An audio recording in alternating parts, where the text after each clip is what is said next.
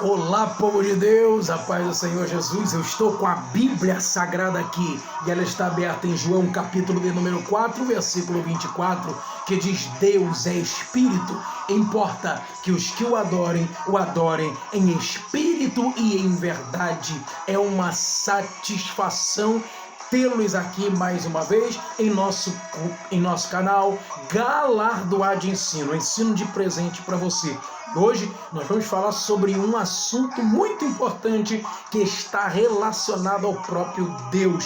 Nós, em outro vídeo, falamos sobre a necessidade de se estudar a teologia e nós vamos entrar agora a fundo em uma das matérias dentro da disciplina teológica, chamada também de teologia, mas assim mais precisamente a doutrina de Deus. E em rápidas palavras, nós pretendemos falar sobre estes assuntos aqui. Antes disso, nesta alegria, nesta bênção, porque Deus é o nosso refúgio, nesta bênção você vai se inscrever, vai comentar, vai compartilhar, vai ativar o sininho das notificações e vai nos ajudar a crescer aí ainda mais neste conceito cibernético, neste conceito de youtuber. Deus em Cristo abençoe e eu te dou 15 segundos para você se inscrever rapidamente para glória e honra no nome do Senhor e também vai nos ajudar em nome de Jesus. Assista outros dos nossos vídeos e eu peço duas desculpas. A primeira é por causa da minha voz, que por esses dias nós ministramos a palavra do Senhor e infelizmente houve aí uma rouquidão. A segunda desculpa que eu peço é pela demora em nós continuarmos, aqueles que têm nos acompanhado, continuarmos na série Tanto Tempo na Igreja e eu não sabia disso. Tanto tempo na igreja eu não sabia disso. Então peço perdão porque o nosso computador ficou ruim e todo o conteúdo do Tanto Tempo na Igreja, e eu não sabia disso, está no computador. Por isso nós estamos fazendo outros vídeos para que você também não fique muito distante de nós. Deus abençoe. Esta é a oportunidade de você se inscrever em nome de Jesus, porque em rápidas palavras nós vamos tentar trabalhar a teologia como doutrina de Deus para a glória e honra do nome do Senhor Jesus.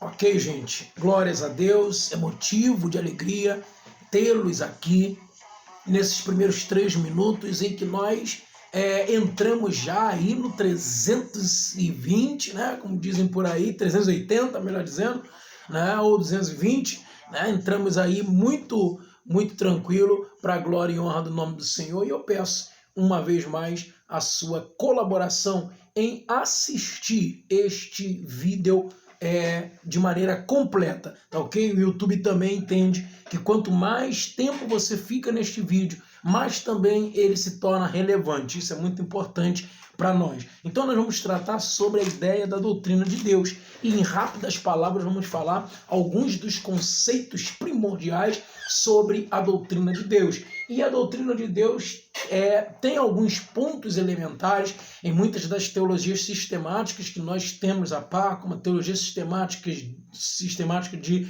Meyer Perman, a teologia sistemática de Wayne Grudem, a teologia sistemática também contemporânea de Abraão de Almeida, a teologia sistemática também pentecostal, onde elenca ali vários expoentes do pentecostalismo brasileiro, como Elianai Cabral, Ciro Sanches e Bordi, Antônio Gilberto e outros. São teologias sistemáticas de fundamento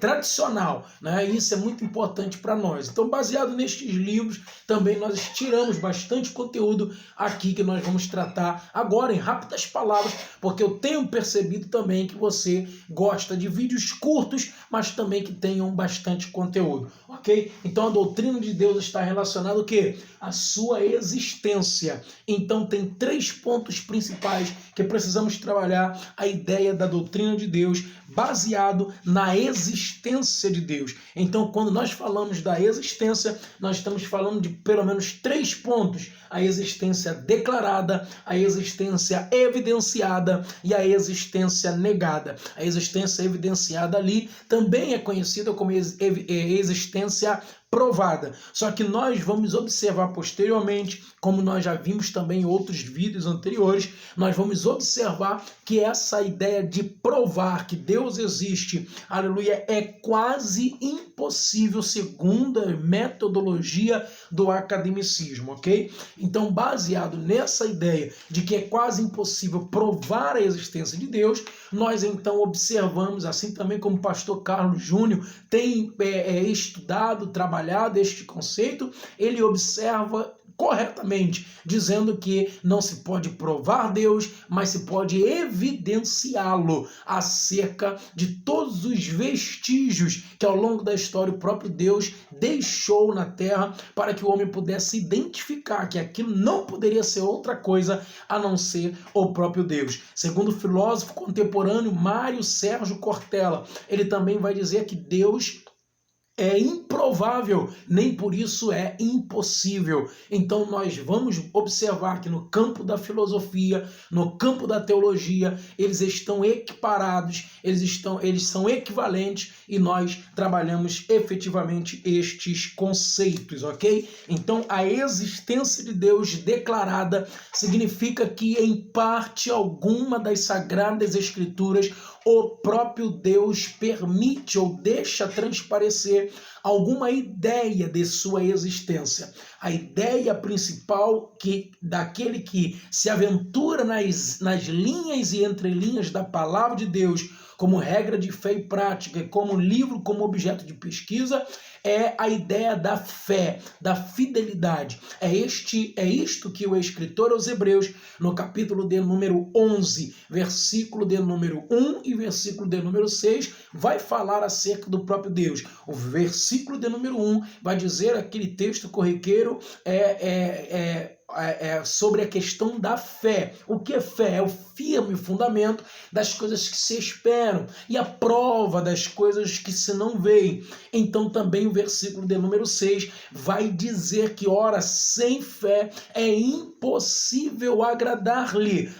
Agradar-lhe. Esse agradar-lhe, agradar a quem? Agradar a Deus. É impossível agradar a Deus. E aí ele vai dizer, o escritor vai dizer assim, uma conjunção adversativa, ele vai dizer, mas é necessário que aquele que se aproxima de Deus creia que ele existe e que é galardoador dos que o buscam. Se você olhar para o livro do Gênesis, você vai perceber que em nenhum momento Deus tem a preocupação em falar, eu vim de tal lugar, eu vim dali ou daqui, ou alguém me fez, ou alguma coisa aconteceu para que eu existisse. Não, ele apenas diz, no princípio criou Deus os céus e a terra era sem forma e vazia. Isso nos leva a entender que a ideia da existência declarada significa que é a autoevidência de que existe um ser supremo e este ser supremo é o próprio Deus. Filosoficamente, teologicamente, cientificamente, também pode-se provar isso. Ok? Sua existência evidenciada ou provada. O que significa isso? Né? A ideia de que Deus existe parte também de um conceito científico, de um conceito físico, né? Você tem, por exemplo, outros expoentes muito mais abalizados do que eu, do que a mim, né? Dentro desse conceito também do próprio YouTube, né? Como o professor doutor Adalto Lourenço, que você pode também pesquisar aí no YouTube. Doutor Adalto Lourenço é um físico e é um pastor, e ele observa pela física, pela ciência, né, pela astronomia e todos os outros processos que um físico trabalha. Ele vai observar que existem vários fatores dentro do próprio universo que garante a existência de um ser supremo, e esse ser supremo só pode ter sido Deus. Então, como é que se prova ou que se evidencia a existência de Deus a partir da sua existência provada? O universo deve ter uma causa primeira. Quem diz isso é São Tomás de Aquino, né? Nos seus 5 pontos aí para evidenciar a existência de Deus. São Tomás de Aquino vai trabalhar o conceito da regressão causal, né? A regressão causal é justamente isso, sempre há uma causa primeira para todas as coisas, exceto para aquele pelo qual houve esta causa. Isto implica dizer que se eu retornar, vai chegar um momento que não vai dar para retornar mais, e essa ideia do não retornar, que não tem a ver como lacuna, não tem a ver como teoria da lacuna. A teoria da lacuna é o seguinte, eles identificam se você não tem resposta para determinada coisa cientificamente, então você coloca na conta da existência de Deus. Não é isso. Significa que há um processo científico trabalhado por detrás para analisar que não há possibilidade daquilo ou de outra situação existir ou vir a existir se não houver uma causa primeira superior àquela causa adjacente. Essa concepção que é de Tomás de Aquino, ok? Então, segundo, o desígnio evidente do universo aponta para uma mente suprema, né? Já dizia o doutor Enéas Carneiro que existe um supremo arquiteto do universo, existe alguém que está acima como guia, né? Como o arquiteto deste grande universo, porque tudo gira sistematicamente coerente. Tudo gira perfeitamente. Então isso não poderia ser uma mente brilhante ou simplesmente causa de um Big Bang ou então de uma explosão. Não, existe uma mente brilhante e nós acreditamos que essa mente é do próprio Deus. Terceiro, a história humana dá evidência de uma providência que governa sobre tudo. Se você olhar para o cotidiano, para a ideia do modo geral, do conceito de Deus, do conceito de divindade, você vai perceber que tanto o homem por si só sempre buscou uma divindade para ele adorar, alguém que está acima dele. Quem é que facultou esse conceito para o homem de que há alguém acima dele que precisa ser adorado? O próprio Deus. Isso já é uma evidência da existência de Deus, que soprou nas narinas do homem o fôlego da vida, ou seja, uma parte de Deus mesmo está no homem.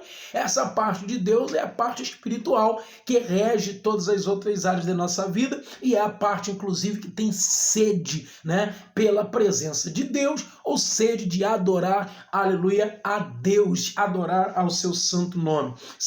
Nós vamos observar agora que também a existência declarada, nós já falamos, a existência provada ou evidenciada, nós também falamos, e agora a existência negada. A existência negada nada mais é do que o próprio ateísmo. Os ateus negam a existência de Deus.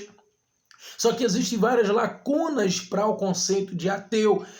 Alguém muito inteligentemente já disse que não existe ateu propriamente dito, até que se ele veja em uma situação tão terrível ao ponto de clamar ao Deus que antes ele não acreditava.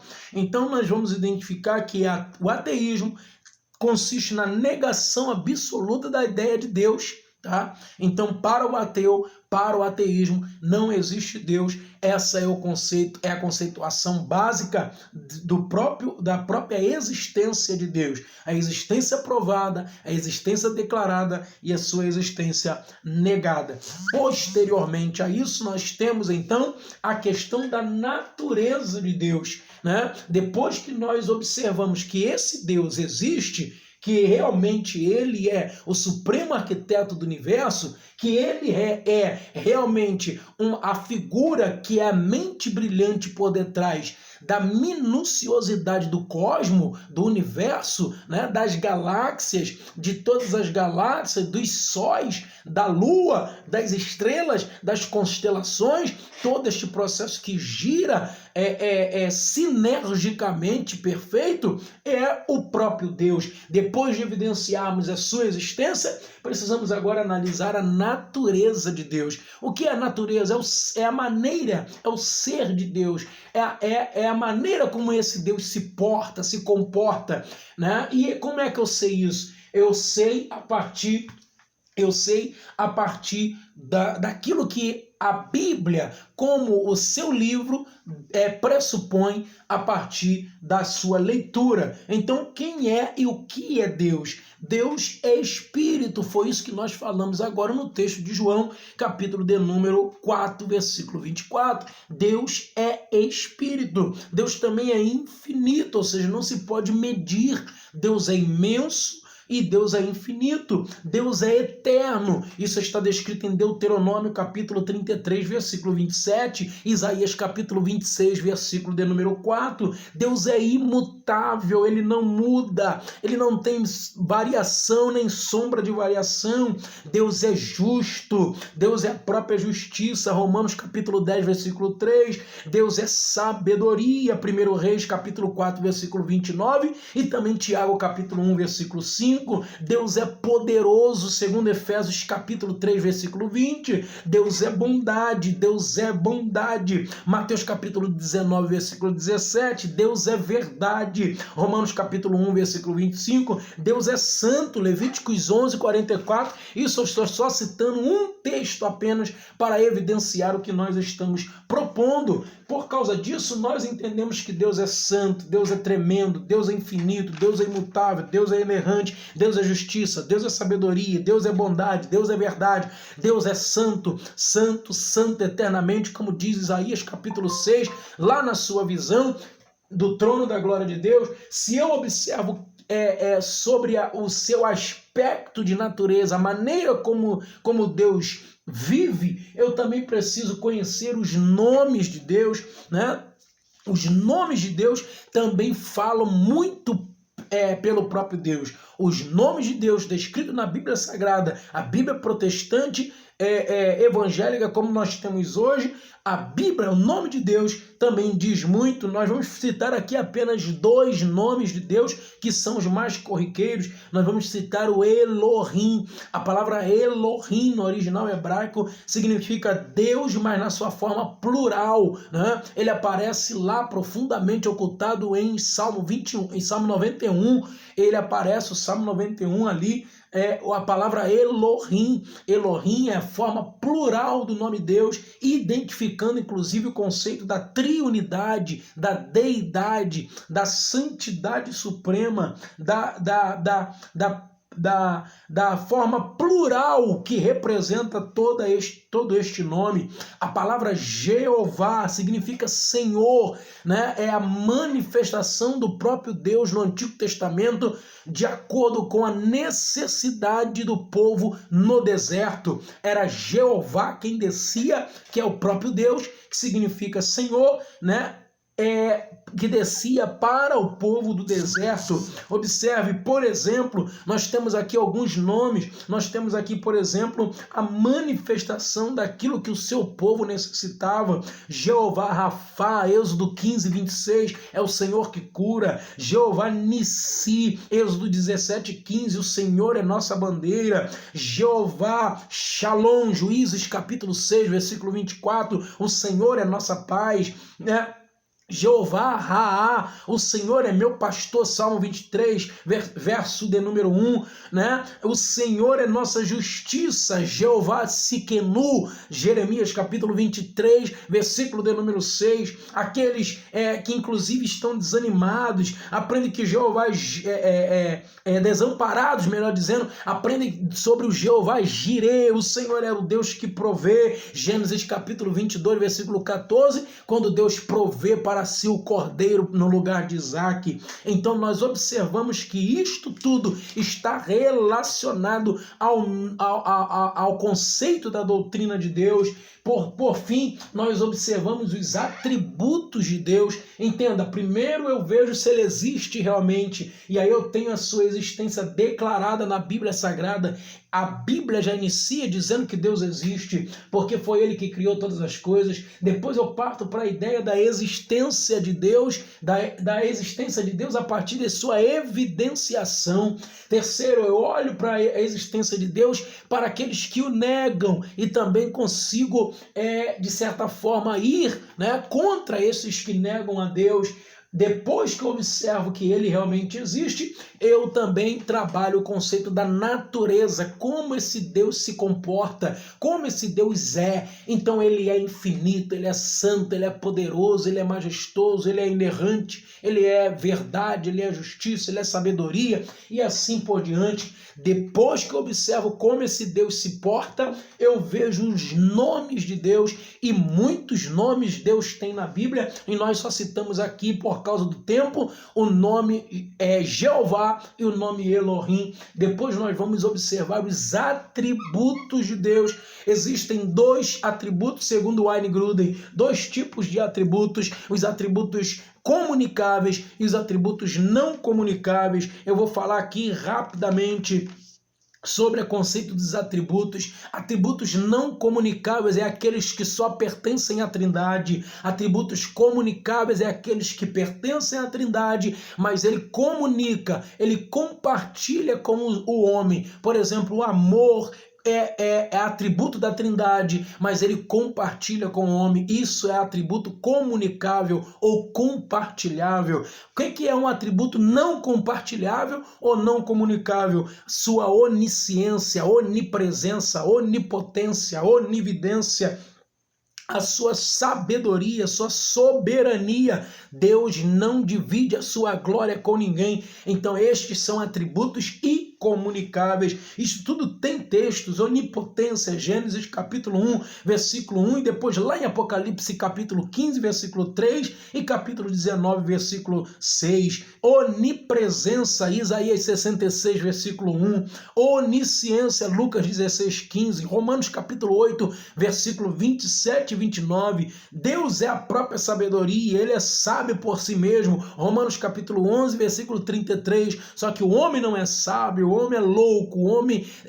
a justiça do homem é trapo de imundícia, né? Que é segundo a Bíblia. Soberania, Daniel capítulo 4, versículo 35. Deus é soberano, o homem não é soberano. O homem pode ter até a patente de realeza, só que ele não é soberano. Só Deus, só a Trindade é soberana. Então estes tipos de atributos é que nós estamos falando. E por fim, por derradeiro, para nós sintetizarmos este vídeo, nós vamos observar que existem muitas crenças, né? Existem muitas crenças de maneira errada, né? Que além de ensinar errado, pode trazer distorções para o conceito de Deus, né? Para o conceito de Deus, podem trazer distrações para o conceito de Deus. Então, por exemplo, o agnosticismo trabalha a ideia do conhecimento, mas o conhecimento do modo contrário. É como se o agnóstico dissesse que o homem por si só